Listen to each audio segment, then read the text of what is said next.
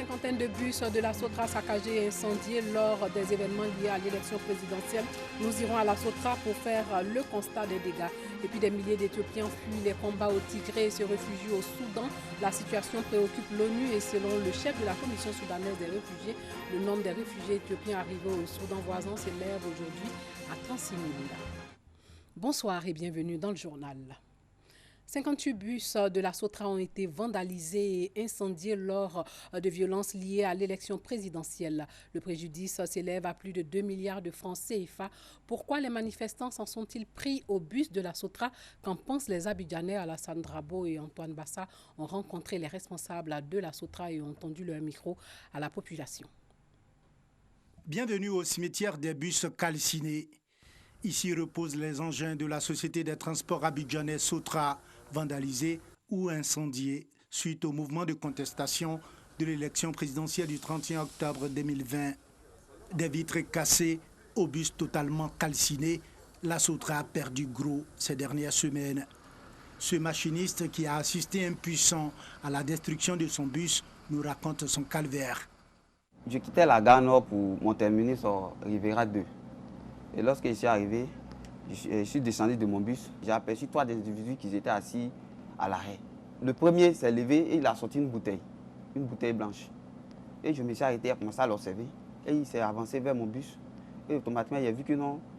Et il s'est abaissé, il renversait la bouteille sur le pneu arrière. Et je suis allé pour l'interpeller. Je dit, ah chef, qu'est-ce que vous faites? Et j'ai senti l'odeur de l'essence. Et effectivement, il a commencé à lutter avec lui pour pouvoir l'empêcher de faire ce qu'il voulait faire. Et en luttant, les 2 autres sont venus. Et quand ils sont arrivés, l'autre m'a pris par derrière, il m'a fauché. Et je suis tombé avec le premier que je luttais avec lui. Et c'est là que, du coup, l'essence est versée sur mon bras et l'autre a mis feu. Pour qu'il puisse laisser l'autre faire son travail. Et de l'autre, il a vu que mon bras était en feu. Et je l'ai laissé. Et là, ils sont partis, ils sont montés dans le bus. Ils ont fait descendre le commis, ils ont mis le feu dans le bus. Un jour noir que Constant n'oubliera pas de sitôt. Ça m'a traumatisé un peu au début. Quand j'arrive au terminus, j'ai un peu peur. Puisque quand ils voient au moins 3 jeunes groupés, ou soit ils sont un peu beaucoup, quand je les vois s'avancer vers mon bus, automatiquement je ramasse tout et je descends et je commence à les observer. Au total, c'est une cinquantaine de bus qui ont été vandalisés, obligeant la Sotra à fermer certaines lignes dans des communes d'Abidjan comme Yopougon, Cocody et Bingerville. Le bilan, il est macabre. C'est quand même 58 bus qui ont été impactés par les manifestations de rue, dont 10 calcinés. C'est des pertes évaluées à plus de 2 milliards. Plus de 2 milliards en termes de dégâts matériels et en manque à gagner, c'est important pour la Sotra. On a eu notre périmètre d'exploitation qui a été impacté puisqu'il a été réduit.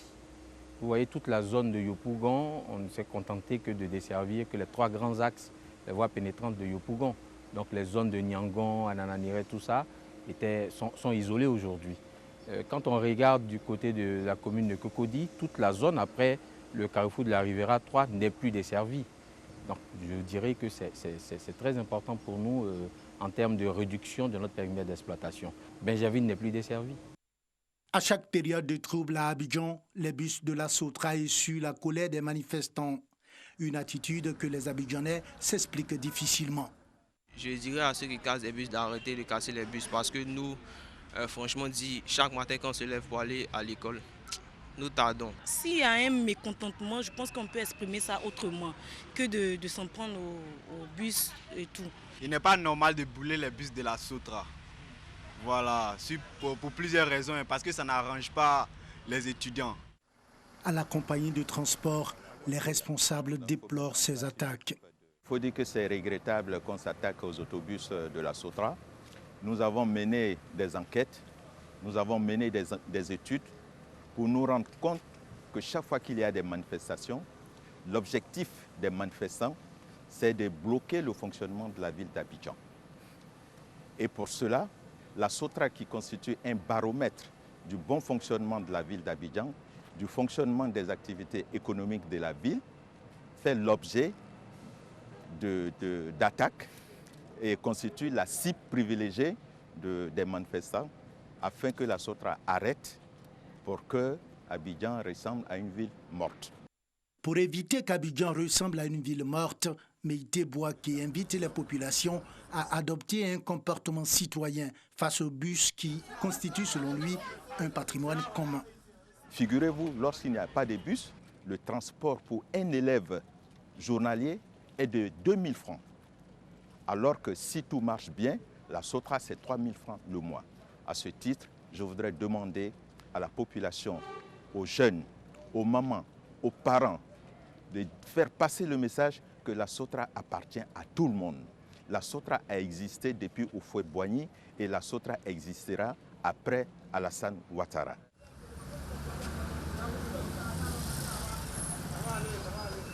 Avec une flotte réduite, la SOTRA continue de transporter les Abidjanais dans les zones qui ne constituent pas de risque de saccage ou d'incendie pour son matériel roulant. Comme tous les ans, les enfants ont été célébrés par la Fédération des familles pour la paix mondiale et l'unification. L'idée mettre en avant les enfants qui font la joie des familles. La cérémonie s'est déroulée au centre d'éducation. C'est dans la commune de Yopougon. Le reportage de Dangui Dangui. Ces enfants sont tout heureux d'être célébrés ce dimanche 15 novembre 2020. Jour des festivités en commémoration du Jour des enfants de la Fédération des familles pour la paix mondiale et l'unification. Je pense que c'est une bonne fête pour les enfants qui se consacrent au bonheur de leurs parents. C'est bon de célébrer les enfants, comme aussi c'est bon de célébrer les parents. Parce qu'en fait, les enfants, ils apportent de la joie, donc c'est bon de les célébrer. Cette organisation religieuse aspire à une sainte communauté de parents célestes et mise sur les enfants. Pourquoi nous célébrons les enfants? Parce que c'est grâce aux enfants que nous sommes pères. S'il n'y a pas d'enfants, nous ne sommes pas pères. C'est les enfants qui permettent de marquer l'autorité des parents. C'est pourquoi les enfants sont importants dans le maillon de la famille. Pour amener la paix sur cette terre, il faut recourir à de vraies familles. Et la Fédération pour la paix universelle est en train de se battre pour que de vraies familles s'établissent. La Fédération des familles pour la paix mondiale et l'unification a été créée en 1994 dans le but de promouvoir des familles qui servent Dieu. L'organisation a entrepris la construction d'une ambassade pour la paix d'un coût total de 150 millions de nos francs. Le ministère des ACAF et des Affaires islamiques du Qatar a offert du matériel didactique et de bureaux et un mini-car de 28 places à l'université musulmane africaine. Ce don de plus de 81 millions de francs CFA s'inscrit dans le cadre des relations bilatérales et d'amitié entre la Côte d'Ivoire et le Qatar. Paga Sorokone Demadongi. Du matériel didactique et de bureaux, des vidéoprojecteurs et un mini-car de 28 places d'une valeur de plus de 81 millions de francs CFA. C'est le don fait à l'université musulmane africaine par le ministère des ACAF et des Affaires islamiques du Qatar. Ce don, qui s'inscrit dans le cadre des relations bilatérales et d'amitié entre la Côte d'Ivoire et le Qatar, va permettre de renforcer la qualité de l'enseignement dispensé dans cette université. Le cheikh Tamim Al-Thani, il a mis l'accent sur l'éducation. Donc c'est cette université qui a demandé et c'est pourquoi nous avons répondu à sa demande. Et nous avons d'autres demandes pour le Conseil supérieur des imams dans le domaine de la santé et dans le domaine de la construction des mosquées. Et nous allons répondre à ces demandes aussi favorablement.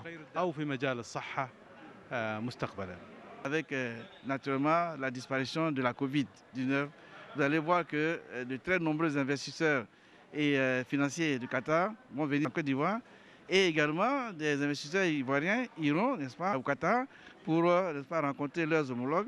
Donc ces deux pays vont développer leurs relations dans les années à venir et ce sera promoteur pour la Côte d'Ivoire. Étudiant et responsable de l'université musulmane africaine, mais aussi membre et président du Conseil supérieur des imams des mosquées des affaires islamiques et COSIM, saluent ce geste du royaume du Qatar et promettent en faire bon usage. Un équipement, un matériel informatique, un table banc, c'est extrêmement important pour une université qui commence. Nous nous engageons à faire bon usage. Le message, c'est un message de reconnaissance et de remerciement pour tout ce que l'État du Qatar fait pour la Côte d'Ivoire. Donc, au nom de COSIM et de la communauté musulmane, nous disons merci à l'ambassadeur, grâce à qui nos demandes trouvent toujours une réponse favorable. Cette remise de dons à l'Université musulmane africaine a bénéficié du soutien du ministère de l'Enseignement supérieur et de la Recherche scientifique. Cet établissement d'enseignement supérieur accueille des étudiants de toutes les confessions religieuses. La ville de Bouaké aura bientôt un hôtel de ville. Les travaux de la bâtisse de plus de 2 milliards de francs CFA avancent bien. Le palais du Carnaval, c'est le nom que va porter l'hôtel de ville, est financé par la Banque mondiale dans le cadre du projet d'infrastructure pour le développement urbain et la compétitivité des agglomérations secondaires. Il sera livré en septembre 2021. Kader Sorodogo. Voici le palais du Carnaval il y a seulement quelques mois. Aujourd'hui, il présente un tout autre visage. Il est revenu à sa vision première, l'hôtel de ville de Bouaké. Démarré en 1970, les travaux seront arrêtés en 1974 avant de repartir de plus belle en 2020, soit 46 ans après. Il sera le meilleur pour Bouaké. C'est un bâtiment régalien, c'est l'hôtel de ville. C'est dans ce bâtiment que le maire va pouvoir exercer sa fonction de maire. C'est la raison principale qui a poussé la Banque mondiale à accepter de nous financer, puisque la Banque mondiale veut faire de Bouaké un pôle de développement.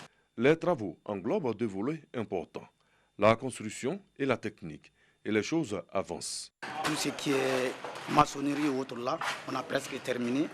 On est en train de faire les enduits extérieurs et l'enduit intérieur. Là, vous voyez sur la façade principale, à l'entrée, on est en train de faire l'enduit pour un peu finaliser ce qui est le gros œuvre. Nous faisons de l'électricité, puis tel que vous voyez les tirages de tubes orange, les tirages de câbles et puis la climatisation aussi. Nous avons fini le premier, nous sommes au deuxième achèvement. Donc nous apprêtons à tirer les fils. On a déjà passé les tubes orange sont déjà passés. Nous essayons de tirer les câbles actuellement au niveau du deuxième étage. Avec une centaine de bureaux, l'hôtel de ville, tout en abritant les services municipaux, va s'ouvrir à d'autres entités qui comptent dans le développement de Bouaké. Le rez-de-chaussée a été attribué à deux entreprises qui sont le CPC et l'agence Côte d'Ivoire PME. Et le deuxième étage où nous sommes est consacré au centre des affaires. C'est-à-dire qu'il y aura des bureaux qui sont mis à la disposition des opérateurs économiques qui pourront être loués. Il y a une très belle salle de spectacle, l'ancienne salle qu'on appelait Carnaval, la salle Carnaval, va être aménagée et nous souhaitons pouvoir l'aménager de façon à la moduler en fonction du nombre de spectateurs qui pourront assister à une cérémonie. Les travaux sont suivis et contrôlés. Tout se passe bien sous notre supervision justement. On est là pour ça. Pour veiller à ce que le marché soit exécuté de façon conforme aux dispositions que prévoit le marché. 2,5 milliards de francs CFA dans le cadre du projet d'infrastructure pour le développement urbain et la compétitivité des agglomérations secondaires, PUDICAS, un projet de la Banque mondiale. L'hôtel de ville de Bouaké sera livré dans 10 mois. Hors de chez nous en Afrique du Nord, des milliers d'Éthiopiens fuient les combats au Tigré et se réfugient au Soudan. La situation préoccupe l'ONU et selon le chef de la commission soudanaise des réfugiés, le nombre de ces réfugiés éthiopiens arrivés au Soudan s'élève aujourd'hui à 36 000. Ils arrivent par milliers de l'Éthiopie voisine. Ces familles fuient les combats qui font rage dans la région du Tigré. Il y avait des combats violents et beaucoup de gens sont morts. Après, ils nous ont demandé de quitter le pays. Nous sommes tous partis. On est venu avec des vêtements qu'on avait sur le dos. Je ne sais même pas où est mon mari. Je le cherche depuis 5 jours. Retenons que le conflit oppose l'armée fédérale éthiopienne aux forces de la région dissidente du Tigré. Le HCR s'attend donc à une vague massive de réfugiés au Soudan, où près de 25 000 Éthiopiens ont déjà trouvé refuge. Voilà, c'est tout pour ce soir. Merci de nous avoir suivis.